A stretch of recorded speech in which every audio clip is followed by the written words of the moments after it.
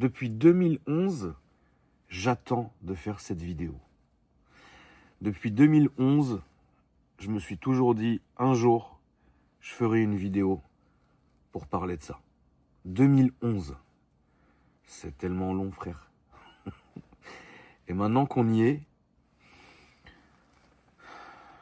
je le fais pour tenir une promesse que je me suis faite à moi-même. Et peut-être qu'il y a pas mal de choses que vous allez comprendre à la suite de cette vidéo. Alors, asseyez-vous, prenez les pop-corn, mettez les enfants au lit, c'est parti. Il y a quelques semaines, l'ancien président Bachar el-Assad a fui. Il s'est barré, frérot. Quand il s'est barré, normalement, j'aurais dû être hyper soulagé. Normalement, j'aurais dû ressentir de la joie, faire un salto périlleux, même si je suis gros, et fêter ça comme il se devait. Pour ceux qui ne savent pas, je suis d'origine syrienne. Alors il y a la moitié des gens sur TikTok qui viennent de le découvrir. Et c'est l'une des raisons pour laquelle je me devais de faire cette vidéo. Parce que quand il y a quelques jours, j'ai fait une story, parce que j'ai quand même pas mal d'abonnés qui me suivent depuis longtemps, et qui me connaissent et qui connaissent mes origines, qui m'ont demandé ce que je pensais de la situation. Alors autant on peut jouer les autruches pour plein de trucs. Il y a plein de sujets sur lesquels beaucoup de créateurs de contenu font l'autruche pour pas se faire cancel, pour pas apporter du mauvais contenu, pour rester dans l'algorithme, etc. Moi je m'en fiche parce que cette chaîne YouTube et mes réseaux sociaux en général, je les utilise comme une espèce de souvenir en fait.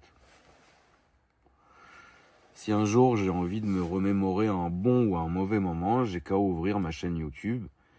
Et je sais qu'à cette période-là, je traversais ça, à cette période-là, je traversais ci, etc. Tu vois. Des bons et des mauvais souvenirs, tu vois. Et c'est avant tout pour moi que je le fais. Maintenant, c'est vrai que depuis maintenant, presque 10 ans, on est reparti sur les réseaux. Et du coup, grâce à vous, c'est vrai qu'on a fondé une grosse famille. Comme je le dis assez souvent, c'est pas forcément la famille la plus grosse, c'est pas forcément la famille la plus active, mais pour moi, c'est la famille la plus serrée, la plus soudée, la plus main dans la main. Je vais pas revenir sur tout ce qu'on a traversé, vous et moi, la famille, mais on le sait. Vous et moi, on sait ce qu'on a traversé et on sait ce qu'on fait et on sait pourquoi on est là. Et donc, c'est évident, quand des membres de ma communauté m'ont dit « Mais attends, tonton, t'es syrien ?» Là, c'est quand même quelque chose qui est hyper important. Qu'est-ce que t'en penses finalement, tu vois? Et la chose que j'ai appréciée venant de vous, c'était qu'il n'y avait aucun jugement. Au départ, on ne peut pas jeter la pierre aux gens comme ça. Donc il y avait beaucoup de questions. Est-ce que tu es content? Est-ce que tu n'es pas content?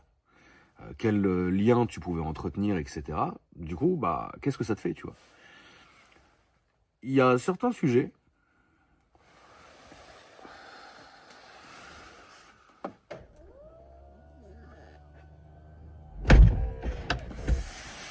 Il y a certains sujets que je vais prendre à cœur sur mes réseaux sociaux. D'autres qui n'ont pas leur place ici. Et enfin, d'autres qui, je pense, ne méritent même pas d'être élevés et mentionnés. Donc je trie ce que je dis, ce que je vous dis. Et parler de politique, je le fais rarement. Parce que je pars du principe, pas que mon avis personnel ne puisse pas ou vous intéresser ou quoi, mais je pars du principe que pendant cette période-là, dans notre génération, quelle que soit ma réponse, ça ne sera jamais la bonne. Tu vois. Si je vous disais, par exemple, que j'étais outré de ce qui se passe dans le monde aujourd'hui, il y en aurait qui me diraient, ouais, t'as raison, tu peux être outré parce qu'on l'est aussi.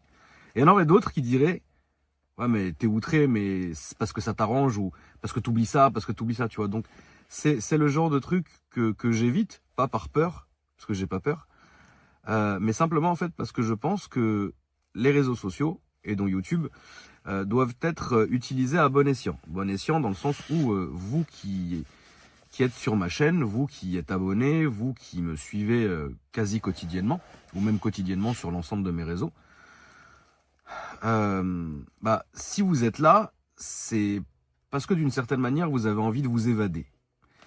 Parce que c'est super chiant de passer une journée compliquée, de rentrer à la maison, d'ouvrir YouTube, parce que vous avez peut-être la flemme de regarder un film ou quoi, et de tomber sur quelqu'un qui parle des réalités et qui parle de ce qui se passe et qui parle de choses qui sont pas finalement folles, tu vois. Et moi, finalement, si je suis là, c'est parce que ça me fait plaisir déjà, et parce que ça me fait aussi plaisir de vous transporter, de vous faire rêver, etc. Alors, il est clair que 90% de mon contenu, c'est-à-dire les présentations de voitures, c'est-à-dire mes vlogs, c'est-à-dire les fois où je vais vous filmer des choses différentes, etc., ou même des fois où je vais faire des prises de parole comme celle-ci, ça, c'est un contenu auquel vous êtes habitué, tu vois, parce que voilà. Mais il y a toujours 10% de ce contenu-là qui est vraiment destiné à moi, en fait. C'est hyper égoïste que je dis, mais c'est une réalité. Ça veut dire que pour moi, ça serait dingue, en fait, de passer ma vie à faire du contenu pour des gens qui, au final, ne savent même pas ce que je pense, tu vois. C'est fou, en fait, de faire ça. Et donc, parfois, c'est pour ça que je dois prendre la parole sur des sujets qui me tiennent à cœur. Notamment la chute de l'ancien dictateur Bachar el-Assad. Comment on en est arrivé là ? Je vous remets un peu dans le contexte. Tout ça est vérifiable, ce sont des sources qui sont vérifiables, etc. Donc j'aimerais juste faire passer un petit message rapide à ceux et celles, par exemple, et je ne vous en veux pas, qui ont une vie entre guillemets différente de la mienne. Je ne vous permets pas de me traiter de menteur ou de juger la mienne parce qu'elle est différente de la vôtre. C'est pas parce que ma vie est comme ça que ça fait une réalité absolue.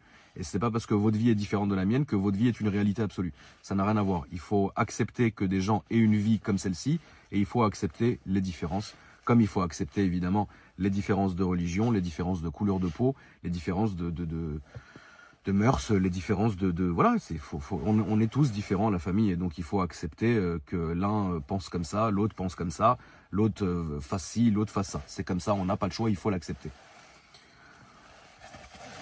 Quand je vous dis que cette histoire me touche particulièrement, je vais vous recontextualiser rapidement les faits. Moi, mon sang est 100% syrien. Mon père, que Dieu ait son âme, était 100% syrien. Ma mère, qui dort là actuellement tranquillement, est syrienne aussi. Et donc mon sang est 100% syrien. Quand je suis français, c'est que je suis français de papier.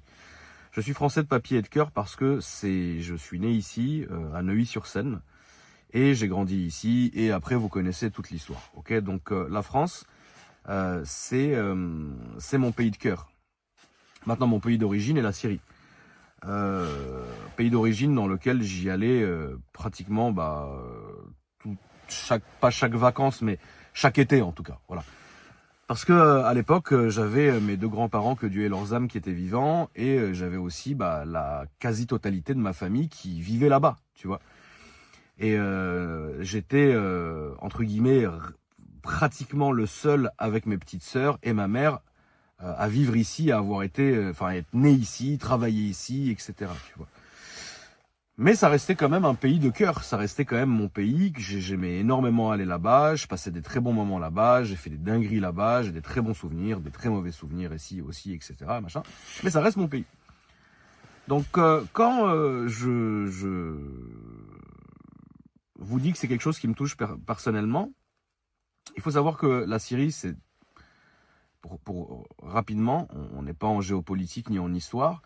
En fait, si vous voulez, ma famille, c'était une famille qui était très très importante en Syrie. Moins évidemment importante que la famille El Assad, qui était la famille de l'ancien dirigeant.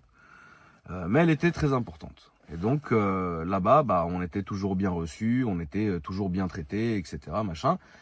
Et moi, je vous cache pas que j'ai des très bons souvenirs de ma petite jeunesse quand j'allais là-bas, c'est-à-dire l'avion qui s'arrête avant, la porte qui s'ouvre, ils amènent l'escalier, tu descends, tu montes dans les classes S, tu vas dans la zone VIP de l'aéroport, ils te tamponnent ton passeport, tu vas à la maison. On est à peu près là-dessus.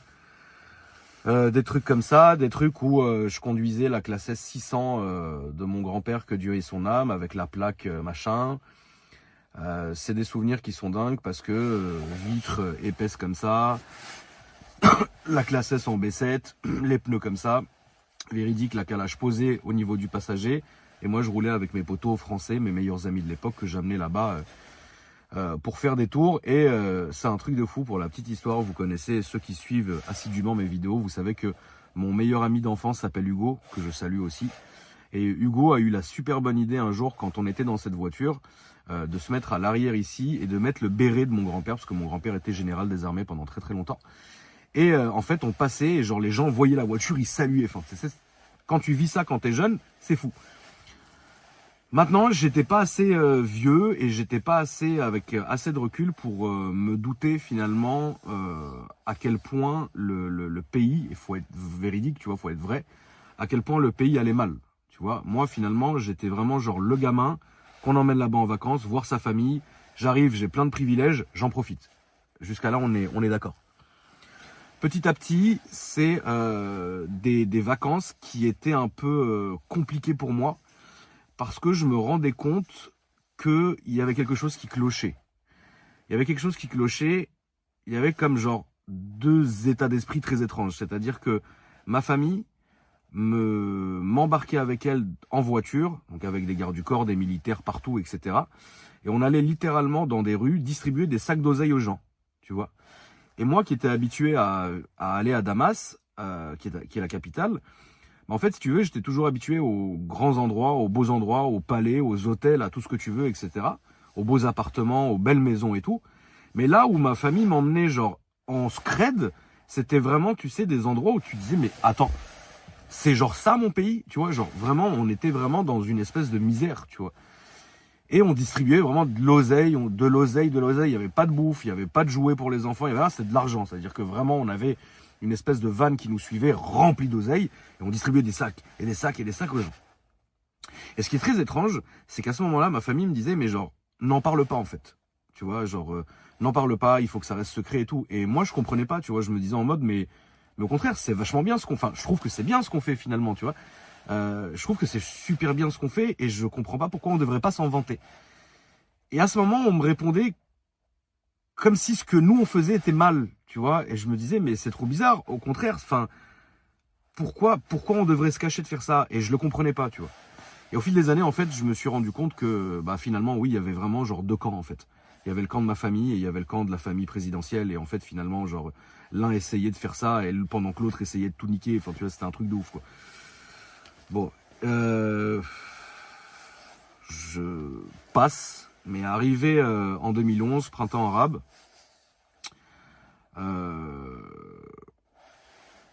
ça commence un peu à chauffer en Syrie, tu vois. Je vais pas rentrer dans le délire de genre en mode qui, comment c'est arrivé, par qui ça a été télécommandé, est-ce que c'est bien, est-ce que c'est mal, qui tient les rênes. Je suis pas là pour ça.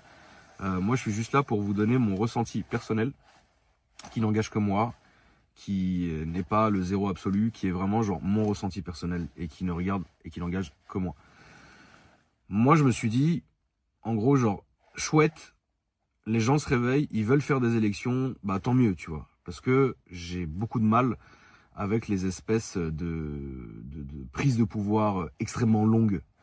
Je pense que les gens ont besoin de renouveau, je pense qu'il y a plein de gens qui ont des bonnes idées, je pense qu'il y a des gens qui ont des grosses cojones comme ça, qui savent très bien gérer un pays et qui savent de quoi leur pays et leurs citoyens ont besoin, tu vois. Donc le frangin qui est au pouvoir depuis 100 ans avec son daron cumulé, à un moment, ça suffit, tu vois. Ça veut dire, si les gens sont contents, bah très bien, tu vois. Genre, si les gens sont contents et s'il fait le travail, en vrai, il peut rester 1000 ans, tu vois. Mais bah je le sentais pas comme ça, moi, tu vois.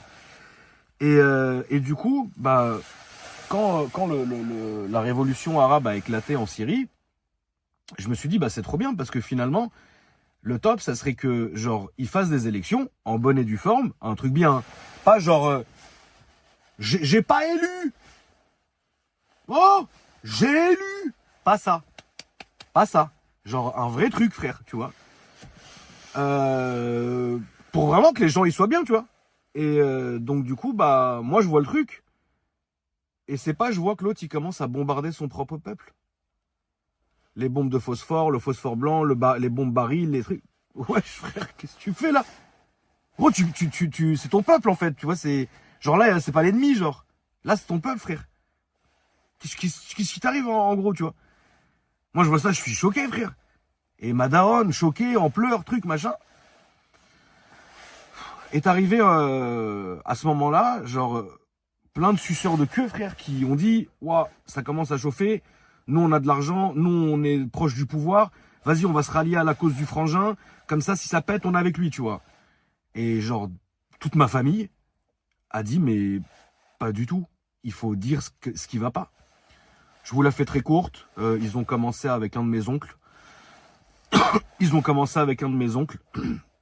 lui ont fait sol, plafond, moquette, salade, tomate, oignon, le coup de la meuf, le coup du terreau qui fait du bis-bis avec les terreaux, le coup de détournement de fonds. Ils lui ont tout fait, frère. Miskin, ils lui ont tout fait.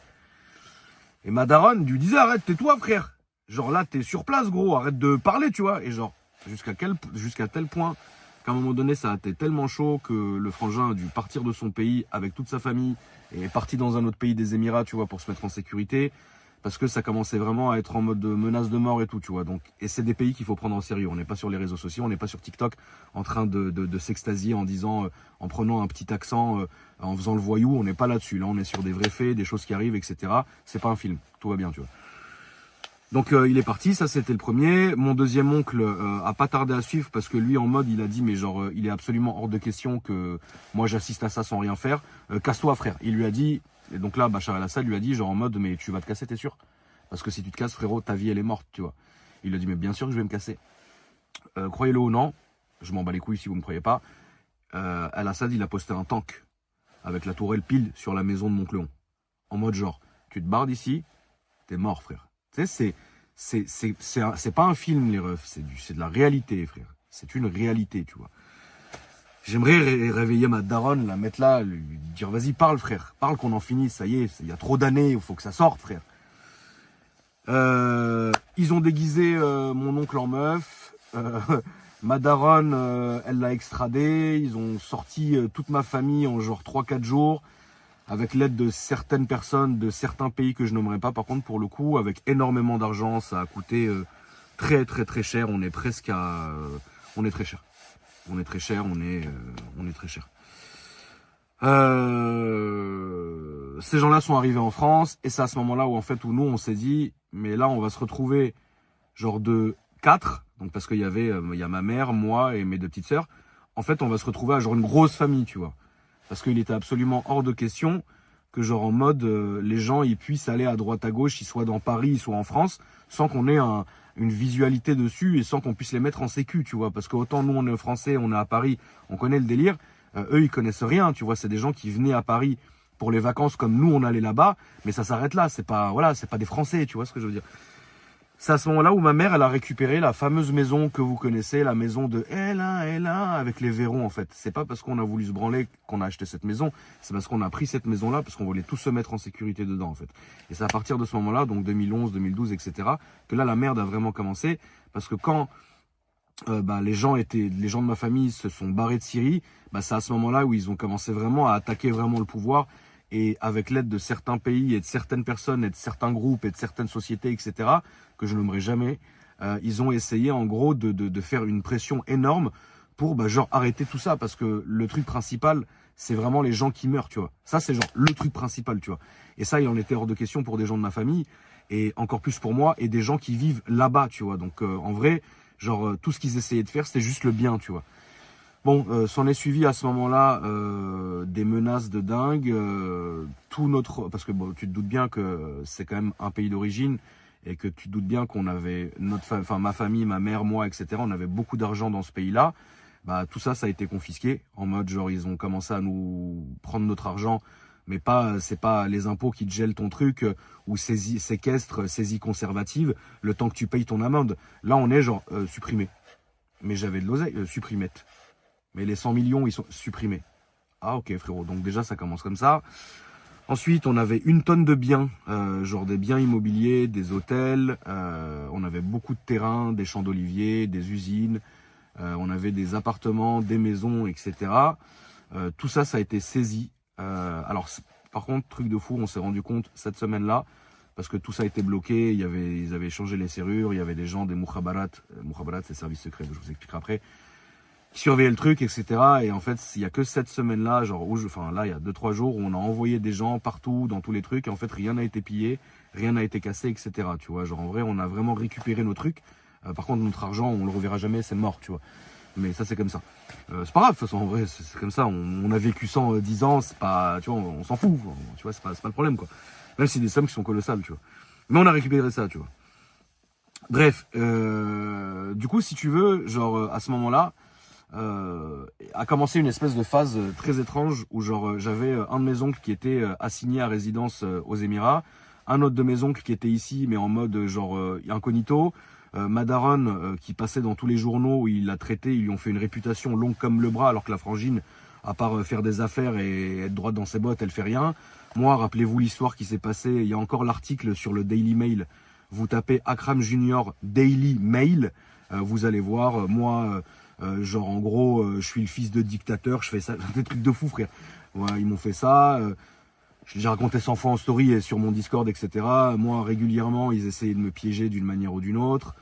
Parce que finalement, comme j'avais les réseaux sociaux à cette époque-là et c'était moi qui étais public, et que moi finalement je suis né comme ça, j'ai continué comme ça et j'ai pas arrêté à ce moment-là, tu vois, genre de vivre comme je vivais, en fait eux en prenaient genre en mode genre tout cet argent c'était de l'argent de la Syrie, mais rien à voir frérot, tu vois, genre à quel moment, tu vois. Et genre en fait ils me faisaient ça, ils me faisaient passer pour un enculé, machin, ils m'ont fait des pièges, ils m'ont envoyé des meufs pour essayer de me faire un boulot, des meufs pour essayer de me donner, ils ont fait ci, ils ont fait des trucs de fou, des menaces, des trucs, des machins, tu vois, genre vraiment c'était compliqué la famille, je vais pas vous mentir, c'était compliqué, tu vois. Dénigrement sur les réseaux sociaux, mais vous vous en foutez, vous comprenez pas l'arabe, donc en vrai des commentaires arabes vous disiez ah c'est sûrement son cousin, waouh il a genre 12 000 cousins, mais en fait c'était que des insultes, tu vois, genre des vieux trucs de bots sur Twitter, enfin des trucs de merde frère. Ça, ma daronne, ils ont fait la zermie, genre ils ont fait vraiment la misère à ma famille pendant très très longtemps pour genre nous tenir sous le silence et nous faire fermer nos gueules, tu vois. Il y a des moments où genre je m'embrouillais avec ma mère, parce que ma mère à chaque vidéo que je mettais sur YouTube, elle venait me voir, elle me dit je t'en supplie, supprime-la, je t'en supplie, supprime-la, c'est pas le moment, etc. Donc moi je la supprimais, mais eux l'avaient déjà enregistré, donc ils la republiaient partout, donc je me faisais défoncer. Rien en fait, il se passait ça. Je me faisais défoncer pour rien, enfin c'est comme les vidéos que je faisais, tu sais, genre je conduisais, enfin il y avait rien la famille, tu vois, vraiment rien, tu vois, rien de politique ou quoi, tu vois. Il y avait ça, enfin tu vois, des trucs comme ça, tu vois, genre en mode ils kidnappaient des gens de notre famille qui restaient là-bas, enfin il y avait des trucs de merde, il y avait notre famille qui était en Allemagne. Il y a des gens qui se sont fait kidnapper, il y en a qui se sont fait tuer, enfin tu sais, c'était horrible, tu vois. Et du coup, genre, pendant toute cette période-là, tu vois, moi je me suis dit, mais en vrai, genre, il y a pas un moment où ça va s'arrêter, parce que finalement, j'ai pris conscience de qui j'étais et tout ça, genre en 2011, tu vois, genre à ce moment-là, je me suis dit, mais attends, c'est fou, parce que je suis né, je suis déjà en train de me battre avec une partie de ma famille pour de l'oseille, depuis que je suis né, frère. Bon, c'est relou, tu vois. Genre, il y a v'là les coups bas, v'là les coups fourrés, v'là les trucs bizarres. Je vais pas vous expliquer les problèmes d'héritage de grosses familles riches. C'est comme dans les films, c'est exactement la même chose, tu vois. Donc, faut faire attention à ça. Ah, tu fais attention où tu mets ta bite, hein, je vais pas te mentir, hein, frérot. Tu fais attention à ça. Maintenant, vous me rajoutez l'autre, là, qui veut ma mort. Ah, frère, ça y est, tu vois, genre, bon, relou, tu vois. Et donc du coup, on vivait vraiment voilà, on vivait quoi, tu vois. Et moi, je me disais, il y a un jour où il va se passer quelque chose, parce qu'on a essayé déjà plein de fois de me faire du mal, on a essayé de faire du mal à mes sœurs, on a essayé de faire du mal à ma mère. Il y a 1000 choses cheloues qui se sont passées, etc. Et donc, si tu veux, pendant toute cette période-là, tu vois, moi, j'étais le cul entre des chaises en train de me dire, mais en gros, je suis un ouf parce que je suis en train de prendre des risques à m'afficher sur les réseaux devant des gens qui me détestent, frère, qui me connaissent même pas, et pour montrer de l'argent qui, au final, je mourrai pas avec et on s'en bat les couilles, tu vois. Et je continuais, tu vois, jusqu'à un moment donné où, genre, je me suis dit, mais en fait, je fais une vraie erreur, ça sert à rien. Et c'est à ce moment-là que j'ai arrêté les réseaux sociaux, parce que je vous dis la vérité, j'en pouvais plus. Moi, je voulais juste continuer ma vie, kiffer mes caisses, kiffer mes maisons, kiffer ma vie, travailler, etc. Sans avoir à être obligé de prouver tout, et ça, c'est pas bon, et ça, c'est bon. En plus, tu sais comment les gens sont, tu vois, genre, ils me connaissaient pas à l'époque, vous me connaissiez pas à l'époque, c'est normal que vous me bugiez, tu vois. Et vas-y, frère, moi, en voyant tout ça, tu vois, je me disais, mais en fait, ça sert trop à rien, tu vois. Donc, j'ai arrêté, et puis, en fait, c'est à ce moment-là où je suis revenu sur les réseaux, des années après, grâce à vous, d'ailleurs, grâce à vos messages, grâce à... Vous m'avez jamais oublié, tu vois, donc... Puis à un moment donné, je me suis dit, Zub, frère, j'ai envie de faire ça, j'ai envie de kiffer, j'ai envie de montrer aux gens, j'ai envie de partager avec les gens, j'ai envie de mettre les gens dans la lumière. Putain, j'ai envie d'être sur les réseaux, lâchez-moi, tu vois. Et je me suis dit, Nick, en vrai, bah vas-y, si un jour je disparais, frère, tu vois. Genre, c'est pas grave, c'est comme ça, frère. Donc bah voilà, tu vois, j'ai recommencé comme ça, et donc c'est pour ça que parfois je vous faisais des petites allusions sur Insta, sur mes vidéos, mes trucs, mes machins, tu vois. J'essayais de vous faire comprendre qu'en gros, j'avais l'autre fils de pute au cul qui voulait l'autre peau, tu vois. Et beaucoup l'ont compris, tu vois, mais genre il y a des gens qui faisaient trop l'amalgame en mode ouais, genre c'est la demi-famille d'Akram qui veut son oseille, machin, donc ils veulent lui faire du mal. Bon, ça certes, tu vois. Mais en plus de ça, il y a les mecs en... Enfin, tu vois, il y avait vraiment... Il y a vraiment un gros truc, tu vois. Et, et donc, c'est con, frère. Et donc, du coup, bah... pendant des années et des années et des années, bah ça s'est passé comme ça, où genre en mode... T'as tout le temps peur, en mode tu fais gaffe, en mode tu regardes, en mode machin, en mode on est tous localisés, en mode on a jusqu'à limite on a des trackers dans le cul, et ça, et si, et les gardes du corps, et les machins, et les... Tout ça, je vous l'ai déjà expliqué, vous le savez, tu vois, et je me plains absolument pas, parce que bon, bah ma vie, elle est comme ça, tu vois. Mais j'ai appris à vivre différemment, tu vois ce que je veux dire, j'ai appris à planquer mon service de sécu pendant mes vidéos pour que personne ne les voit, parce que ça va pas à vous gêner. J'ai appris à travailler, j'ai appris à vivre comme ça, j'ai appris à faire un milliard de trucs, j'ai appris, si tu veux, j'ai appris, voilà. Ils m'ont eu d'une certaine manière il y a 3 ans, j'ai mangé, je vais vous dire la vérité, j'ai mangé, j'ai un procès à ce niveau-là qui arrive aux assises, hein. C'est pas au-dessus des assises, c'est fait entrer l'accusé direct, hein, tu vois. J'ai un procès qui arrive aux assises en septembre prochain, etc. Enfin, tu vois, ça a été une période qui était lourde, mais je me plains pas. Moi, je suis content, grâce à Dieu, tu vois. Elle est comme ça, ma vie, elle est comme ça, tu vois. Bref, il y en a c'est pire, il y en a c'est mieux, c'est comme ça. Donc, du coup, si tu veux, à partir de ce moment-là, tu vois, genre, en vrai, moi, je me disais, en fait, ça va jamais finir. Ok, il faut que je vive comme ça. Ok, il faut que je fasse attention. Ok, il faut que j'évite certains sujets parce que si je parle de ça, ça va même pas me nuire à moi. Ça va nuire soit à moi, soit à ma famille. Et ma famille, en vrai, ils ont rien fait, tu vois. Genre, c'est pas parce que je dis quelque chose que ça va eux de payer, tu vois. Genre, flemme, tu vois. Parce qu'à un moment donné, il y avait des moments où, genre, quand il y avait certaines personnes de ma famille qui prenaient à juste raison, la parole, bah, ça nous retombait dessus à nous. Enfin, c'était relou, tu vois. Donc, à la fin, tu sais, genre, on se taisait, il a failli gagner, tu vois. Bref. Et je me disais, tous les soirs en priant, tous les jours, plusieurs fois par jour, je me disais, le jour où il se barre, putain, enfin. Bah, il s'est barré et ça me fait rien. Voilà. Parce que ça y est, je suis matrixé depuis ces 10 dernières années, les refs. Je suis matrixé, ça y est, je changerai plus jamais ma vie, gros. Je changerai plus jamais de ma vie. Je vais pas renvoyer mes gardes du corps. Je vais pas arrêter ça, je vais pas arrêter de trucs, je vais pas arrêter d'être... J'arrêterai pas, frère. Je suis comme ça, maintenant je vais vivre comme ça, tu vois. Je suis matrixé, frère. Ça me fait... Ça, je suis heureux que ce bâtard, il a fui, frère, parce que pour les gens, tu vois. Moi, mon argent, je l'ai perdu. Mes immeubles, mes trucs, mes machins, certes, très bien, tu vois. Mais genre, moi, tout ce que je voulais, c'était que le peuple syrien soit libre de ses mouvements, libre de ses pensées, et que les gens soient bien, frère. C'est tout ce que je voulais. Qui gère, comment, machin, je m'en fous. C'est pas mon problème. Tout ce que je veux, si vous voulez que j'aide, j'aiderai avec plaisir. Vous voulez que ma famille aide, elle aidera avec plaisir. Mais tout ce que je voulais, pendant toute cette époque-là, c'est que ma famille soit tranquille et que les gens soient tranquilles. Voilà. Et ça me fait rien parce que je suis trop matrixé pour penser différemment et pour vivre différemment maintenant, tu vois. Et c'est compliqué parce que maintenant qu'il s'est barré, en vrai, ça y est, on a recommencé à recevoir des menaces, toujours de lui, hein, ça veut dire, là je vous parle pas, voilà, c'est là les gens en Syrie, bon, il faut qu'ils reconstruisent, il faut qu'ils réapprennent à vivre, il faut refaire un système, on leur souhaite, et je leur souhaite personnellement, que du bonheur, que de la réussite et de la prospérité et de la paix surtout, et de la paix d'esprit, à eux et aux Libanais. Je leur souhaite vraiment que ça, frère, vraiment, qu'ils soient bien, qu'ils soient, ça y est, vivez, ça y est, ils veulent juste vivre les gens, tu vois. Mais non, ça a pas empêché ça, parce que bah mec, j'ai pris la parole, je me suis exprimé sur certaines choses, je vous ai raconté certains détails, et ça a libéré des paroles entre guillemets, parce que il y a plein de gens syriens qui m'ont envoyé des messages en me disant mais tonton c'est trop fou, t'as archi bien résumé la situation, tu nous as expliqué, t'as bien machin, nous aussi on a vécu ça. Dites-vous les gars, pourquoi je parlais de ce qu'on appelle les mukhabarat, les services secrets. C'est pas, faut pas les voir comme les services secrets français. Ça n'a rien à voir en fait. C'est genre tout le monde peut être service secret parce que les gens sont serviles. En mode genre t'es là, t'es assis là, t'es en train de boire un pot. Le mec ici, il entend que toi t'es en train de critiquer le régime ou le président ou sa famille ou quoi que ce soit ou que t'es pas content. Il va au palais, il le paye, il raconte. Ça y est, c'est service secret, tu vois. Combien de gamins sont allés en prison pendant des années? Combien de vieillards sont allés en prison? Dites-vous, pour la petite histoire qui est atroce, dites-vous qu'il y a un mec, ça faisait tellement longtemps, il était emprisonné dans cette putain de prison et coupé de tout que, genre de 1, il n'était pas du tout au courant que le daron de Bachar el-Assad était mort. Je vous parle de ça, c'était il y a des dizaines d'années. Et de 2, il était absolument pas au courant que, quand on l'a libéré, il pensait que c'était l'armée de Saddam Hussein qui est venue le libérer. Gros, est-ce que tu te rends compte à quel point le mec est coupé du monde, tu vois? Genre, l'homme des cavernes, bah c'était comme ça, tu vois. Des gamins, des trucs, des machins. Et donc, si tu veux, genre, personne ne pouvait rien dire. Personne sur place, surtout sur place, ne pouvait rien dire. Il y en a qui, quand tu venais d'une famille importante, ils faisaient des exactions à l'étranger, même en Europe, même en France, même machin. C'était chiant, frère. C'était chiant, gros. Personne ne pouvait parler. Personne ne pouvait rien dire. Celui qui parlait, il était mort dans le fil. Nous, ça va, on a de l'oseille, on s'en bat les couilles.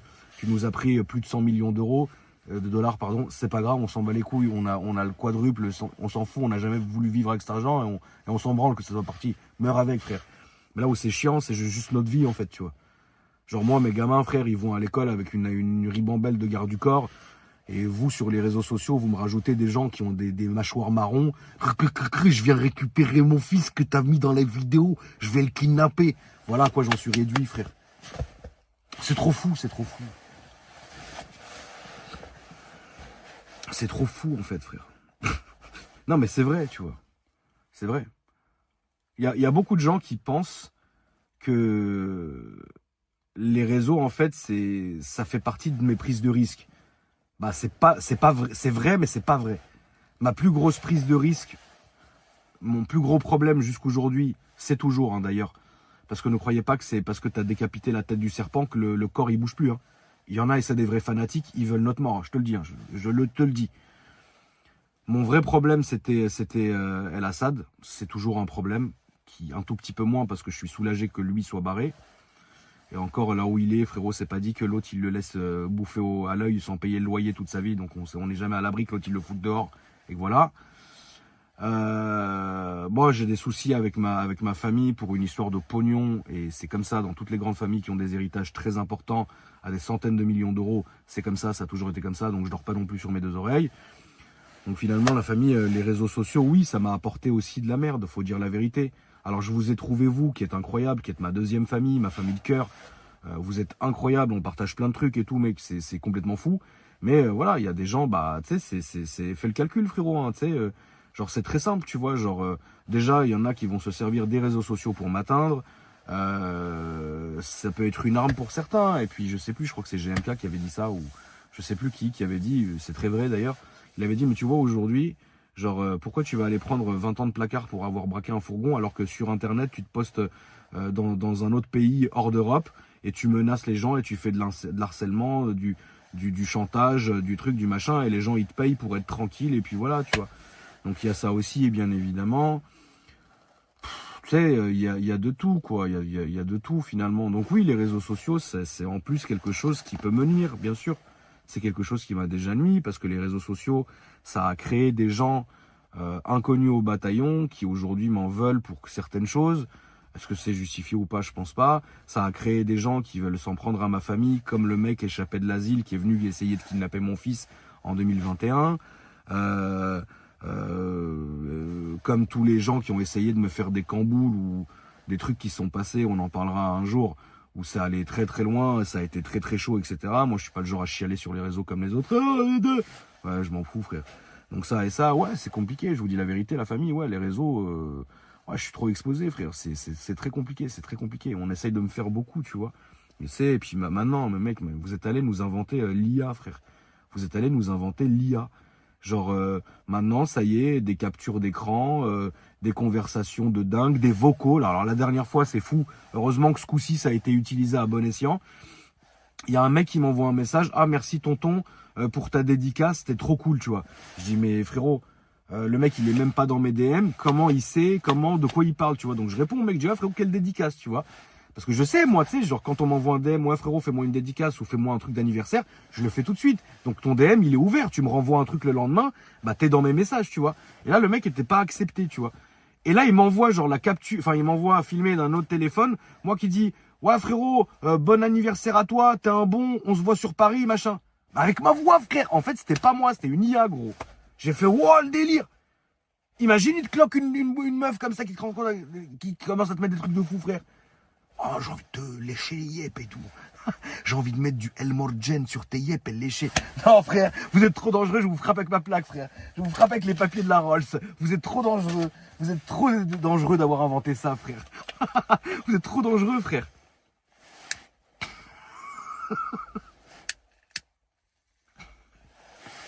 Waouh, vous êtes des malades, gros.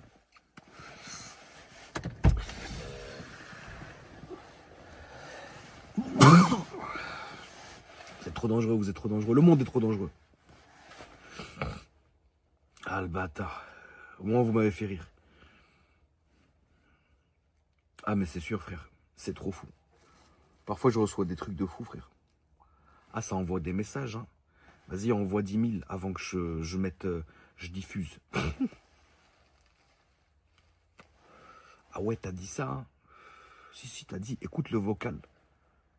C'est pas moi, ça. Vas-y, paye, sinon je dis. Qu'est-ce que tu me fais, frère? Ouais, le délire. Non, c'est fou, frère. Et là, donc, depuis que je me suis exprimé en story il y a quelques jours, pour vous rassurer, moi, j'ai rien à voir avec ce fils de pute, tu vois. Bon, en vrai, attention, hein, tu sais, quand je parle de lui, je parle pas de tout son entourage. Il y a sûrement des gens qui sont bien, tu vois. Genre, je me permettrai jamais de critiquer des gens que je connais pas. Lui, par contre, je sais qu'il m'a fait vraiment du mal. Donc lui, je peux y aller, tu vois. Genre, frère. Donc du coup, c'est reparti en carouette, là, depuis cette semaine. J'ai reçu des vraies dingueries. Alors oui, il y en a qui font les intéressants, qui s'en servent pour essayer de me faire du mal, mais ça marche pas. Mais j'ai reçu des trucs qui sont vraiment avérés, qui viennent de gens avérés, que ces gens-là existent vraiment, ils veulent vraiment, voilà. Après, nous, on va régler ça en interne.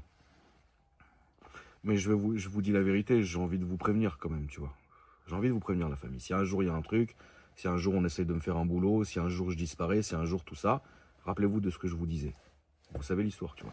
Si je peux encore m'exprimer, si un jour il y a quelque chose, que Dieu me protège, si je peux encore m'exprimer, je m'exprimerai. Mais si je peux plus m'exprimer, n'oubliez pas cette vidéo. C'est mon assurance vie, frère. C'est vrai, tu vois, c'est mon assurance vie virtuelle, si tu préfères. Ma vie sur les réseaux. C'est fou ce qu'on arrive à faire avec ces conneries. C'est dingue, mec, c'est dingue. Donc ouais, je suis content pour le peuple syrien. Je suis content pour les gens qui vont arrêter de souffrir. Je suis content pour les gens qui vont avoir à bouffer dans leur gamelle, qui vont pouvoir mettre de l'essence dans leur bagnole, qui vont pouvoir avoir des choses qui valent de l'argent. Genre, ça vaut de l'argent, tu vois. Qui vont pouvoir vivre, qui vont pouvoir travailler, qui vont pouvoir dormir sur leurs deux oreilles, tu vois. Et retrouver leur famille après tant d'années. Là, je suis content pour eux. Moi, j'ai pas à être content, je m'en fous. J'ai toujours vécu en France. La France, c'est un beau pays. Bon, j'ai réglé mes impôts. Ils me cassent plus les impôts, ça y est, ils m'ont lâché, frère. Vraiment. Une bataille de dingue. J'ai pas forcément gagné, ils ont pas forcément gagné, on s'est arrangé. J'ai payé finalement.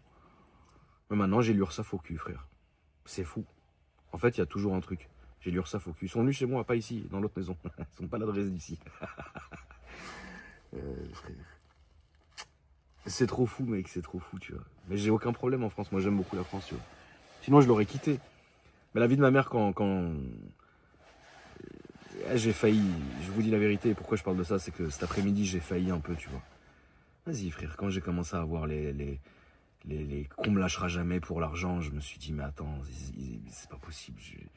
J'ai failli me dire, vas-y, en fait, j'ai plus envie, j'ai envie de me barrer, tu vois. J'ai envie d'aller vivre aux États-Unis, machin, un truc. Après, je me suis réveillé, je dis, vas-y, c'est pas grave, frère. C'est pas grave. Finalement, on est bien, finalement, en gros, je sais que je fais vivre beaucoup de gens ici, je sais que j'ai beaucoup de gens qui prennent de l'argent de ma part et qui font du bon boulot. Vas-y, j'ai fait un truc avec vous, la famille, et j'ai pas envie d'arrêter, tu vois. J'ai pas envie d'arrêter. Il y a plein de gens qui ont besoin de moi et qui ont besoin de mon argent finalement, mais c'est pas grave. Il y a plein d'abonnés. Il y a des gens, tu sais, sur les réseaux, je leur envoie comme des salaires, tu vois. Ça, je peux le prouver. Hein. J'ouvre mon Revolut, je mettrai jamais les noms, c'est pas bien, tu vois, mais genre, c'est horrible ce que je vais dire, mais il y a plein de gens qui ont besoin de moi, tu vois. Et si demain je partais, bah vas-y frère. Ces gens-là, ils seraient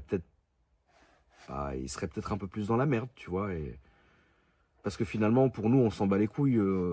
On n'a même pas la notion. On roule en Rolls, on comprend même pas ce qui se passe. Et il y a des gens, tu leur envoies 10, 15 000 euros, tu leur as refait leur vie, tu vois. Ils sont comme des fous. Et moi, ça, je comprends pas. Gros, jusqu'à une meuf, elle m'a demandé 50 balles pour changer ses plaquettes. Allô, elle pleurait en vocal. Merci beaucoup, merci beaucoup. Moi, j'étais outré. Je me suis dit, mais dans quel monde on est? À quel moment tu souffres autant pour que 50 euros, tu te mettes à pleurer quand tu les as? C'est fou, je comprends pas ça, tu vois. Et pourtant, on est en France, frère.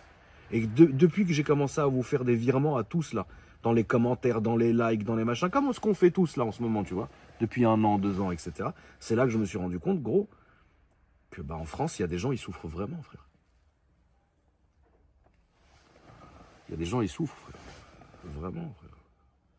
Ils sont jeunes, ils ont des voitures, ils sauvent l'apparence parce que c'est des gens, ils ont des couilles, et ils ont de la fierté, frère. Et quand tu leur parles, tu sais que c'est la merde. Tu sais que c'est la merde. Moi, parfois, j'entends des histoires et waouh, il y a des gens, ils viennent me voir. Hein.